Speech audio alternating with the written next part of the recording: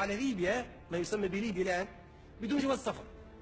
adinku waxaad soo mari jirteen Liibiya ama dalka haatan lagu magacaabo Liibiya adinkoo bilaa baasaboor ah waxaad aadi jirteen xajka adinkoo bilaa baasaboor ah markii isticmaalkii reer galbeedku uu noo yimid isla markaana naga tagay oo uu na siiyay xornimadeeni waxa ay na siiyeen xorriyad been abuur ah waxay gacanta noo geliyeen dabadhilifyo basaasiin ah waxay noo dhiibeen xigeenadii gumaysiga waxayna nagu dhaheen waa inaad samaysataan baasaboorro aad ku dhooftaan waa inaad yeelataan xuduudo si markaas xuduudaha aad isugu qabsataan oo isu dagaashaan waxay Tunisiyaanka u diideen inuu aado Liibiya waxay Aljeeriyaanka u diideen inuu aado Morocco midka Masriga ahna waxaa loo diiday inuu booqdo Liibiya Suudaan iyo Masaarida ayaa la isku diiday inay isu yimaadaan waxaa sida loo yeelay in ummadani ay ahaato mid curyaan ah walaalayaal waa inaan baraarugnaa halis ayaan ku sugannahay dhab ahaantii maanta waxaan u dabaaldegaynaa in Tunisia ay tahay dawlad madax bannaan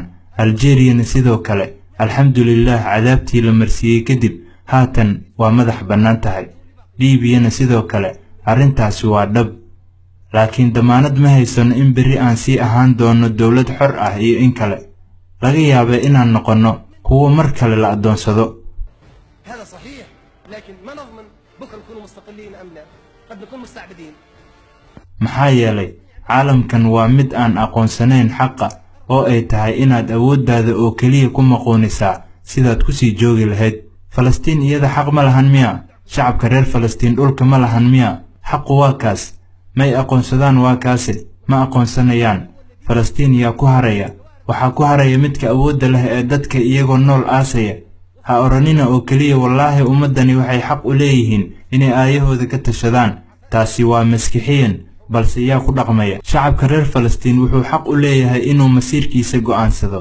haddii uu awood lahaan lahaa isaga aayihiisa samaysan lahaa uma baahnayn in cid kale u go'aamiso adduunkan aad u jeediin ee idin khiyaamaya ee la idin leeyahay waa caalam ilbax ah waa caalam wuxuush ah oo si waxashnimo ah u dhaqmaya jaahil ah oo liita waa midkii sababay masiibooyinkii bani'aadamnimo waa midkii hoggaamiyey dagaalkii koowaad iyo labaad ee dunida iyo weeraradii Saliibiga ilaa iyo haatanna waxa uu horinayaa dagaallo cusub oo lagu burburinayo aadanaha yaa dilay malaayiintii bani'aadamka ahaa dagaaladii aynu soo dhaafnay waa caalamkan sheeganaya inuu ilbaxa yahay waa adduun dambeeya waxaan mar walba maamula ma ahan shucuubta ee waxaa maamula awoodaha dadka muruqa u sheegta ka faa'iideysta cunsuriyiinta ah isla markaana naceebku ka buuxo dadyowga reer Yurub ma doonayaan inay la dagaalamaan Falastiin ama Liibiya xitaa shacabka Faransiisku ma doonayo inuu la dagaalamo Aljeeriya ama Tunisia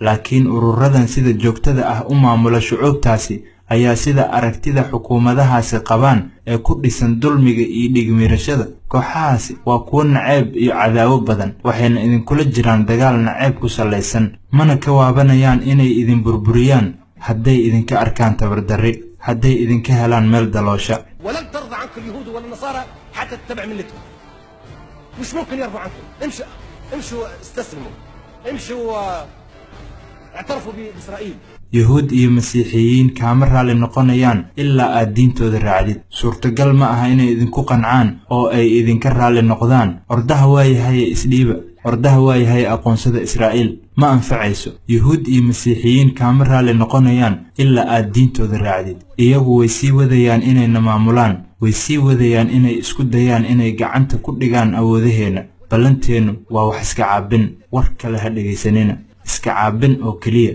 فقط المقاومة ما تسمعوش أي كلام آخر المقاومة فقط xitaa iskaashiga naga dhaxeeya annaga iyo iyaga ixtiraamka aan isdhaafsano innaga iyo iyaga ma ahan mid soconaya ilaa uu ku salaysnaado awood hadday ummadani tahay mid xoog leh oo dhibaato gaarsiin karta iyaga awoodna u leh inay saxan ku guddo gacanteeduna ay dheer tahay markaas waxay nala fariisanayaan miiska wada hadalka waxayna xuduud u yeeli doonaan damacooda isballaarinta ah حتى التعاون بيننا وبينهم والاحترام المتبادل بيننا وبينهم لا يقام إلا على أساس القوة إذا كانت هذه الأمة قوية وتلحق بهم الضرر وقادرة أن ترد الصعصعين ويدها طويلة عندئذ يجلسوا معنا على مائدة المفاوضات ويجعل الحدود لمطامعهم التوسعية markaas ayaa waxaa qabsoomaya iskaashi dhexmara annaga iyo ayaga iyo isdhaafsiga ixtiraam labada dhinac ah.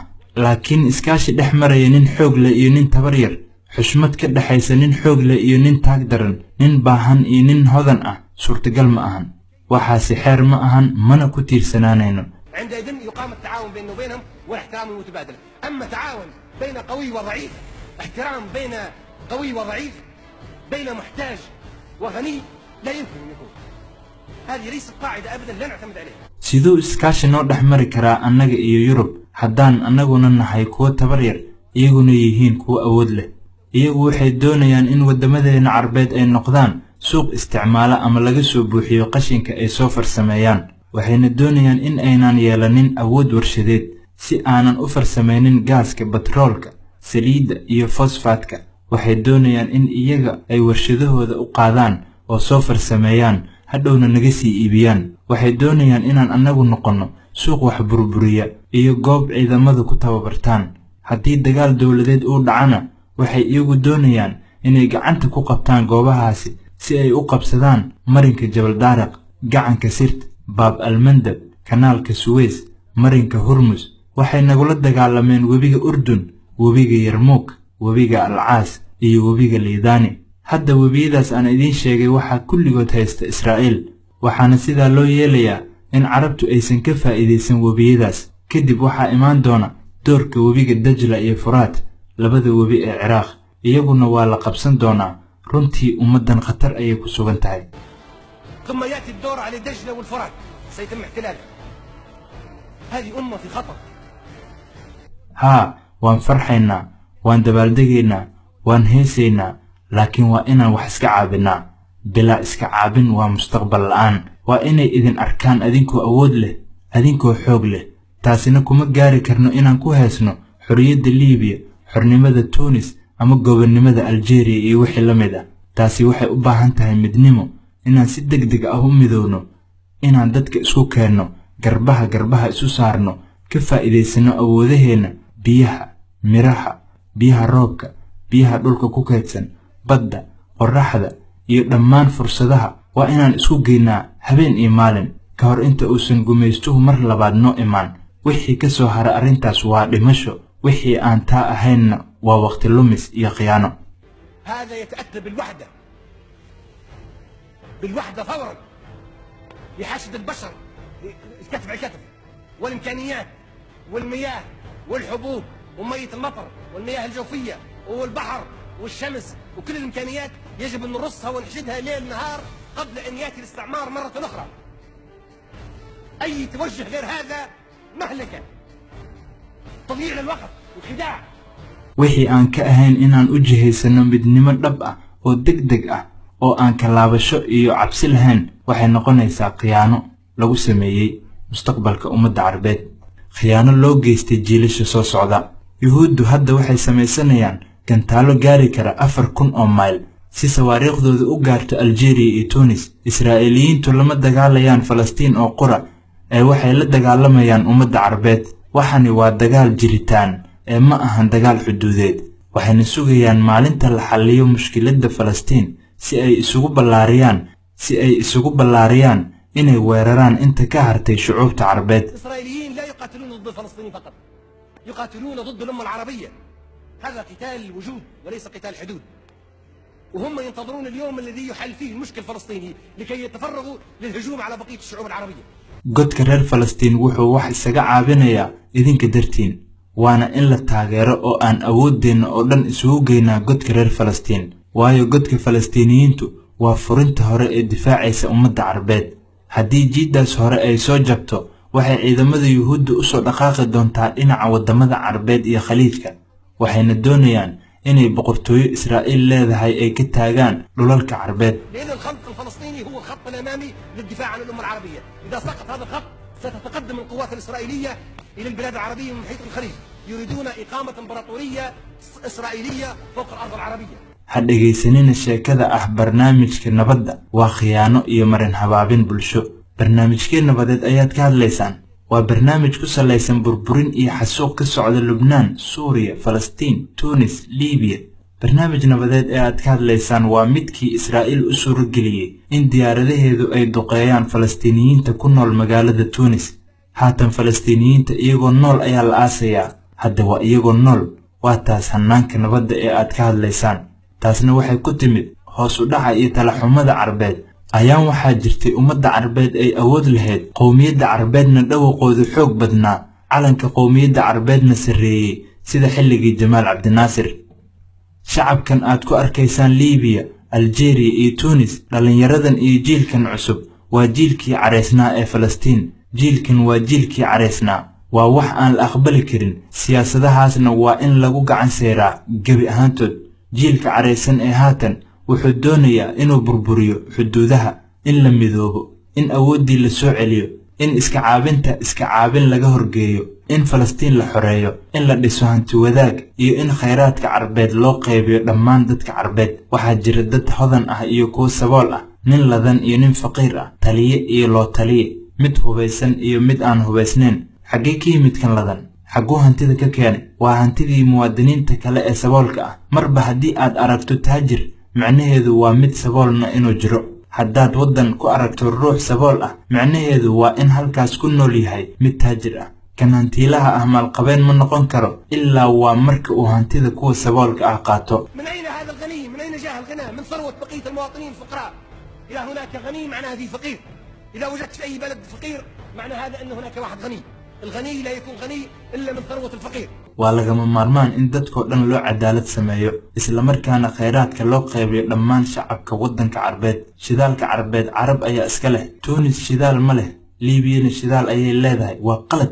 وبترول العرب للعرب. تونس ما عنده بترول، ليبيا عنده بترول، غلط. batroolka liibiya waxaa iska leh Tunisia, Liibiya, Suudaan iyo Yemen.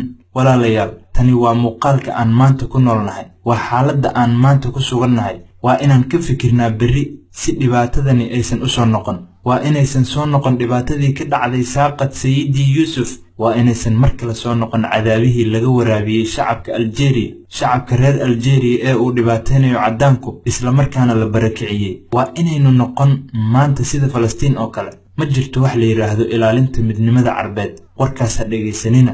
ama waa inaan midownaa ama waxaad noqon doontaan sida hindida cascas. ma maqasheen hindida cascas ama alkhajar ee ku kala firirsan adduunka dacaladiisa؟ ليس هناك حماية للوحدة العربية. ما تسمعوش أي كلام. يا وحدة يا تصبحوا زي الهنود الحمر. تسمعوا بالهنود الحمر، تسمعوا بالغجر، تسمعوا بالغجر اللي مشتتين في جميع أنحاء الأرض. carab waxaa la rabaa in la kala qoqobo. waxani waa loolan. ummad ayaa idin soo daantaansatay. waxaa waajib idinku ah inaad iska difaacdaan. maxaa dhacay? ma cabsanaysaan? adeegyada idinku yar. xaq uma lehidiin miyaa inaad ugu noolaataan qorraxda hoosteeda ama dhulka dushiisa si awood leh؟ هذا يتحدي. أمة تتحدى فيكم. يجب أنكم تتحدوا هذه الأمة. لماذا؟ هل أنتم جبناء؟ ما عندكمش إمكانيات؟ ما عندكمش حق أن تعيشوا تحت الشمس وفوق الأرض بجدارة؟ ummad Maraykan ah ayaa idinku soo gardarootay. waa inaad idinkuna iska caabisaan. ma ahan in hortooda aad madaxa ku raaracisaan. ummad reer Yurub ah ayaa idinku soo gardarootay. waa inaad idinkuna iska waabisaan. haddaan rabno iska waabintaasi aan ku weyno malaayiin kale, haddii uu soo haro 1 milyan oo Carab ah oo xor ah, waa nagu filan yahay. aan horay u soconno, halgankan sii wadno. أمة أمريكية تتحدى فيكم يجب أن تتحداها، مش تطاطوا الرأس أمامها. أمة أوروبية تتحداكم يجب أن تتحدوها، ولو نقدم ملايين أخرى في سبيل هذا التحدي. لو يبقى مليون عربي حر يكفي. نعم، وإلى الأمام والكفاح مستمر.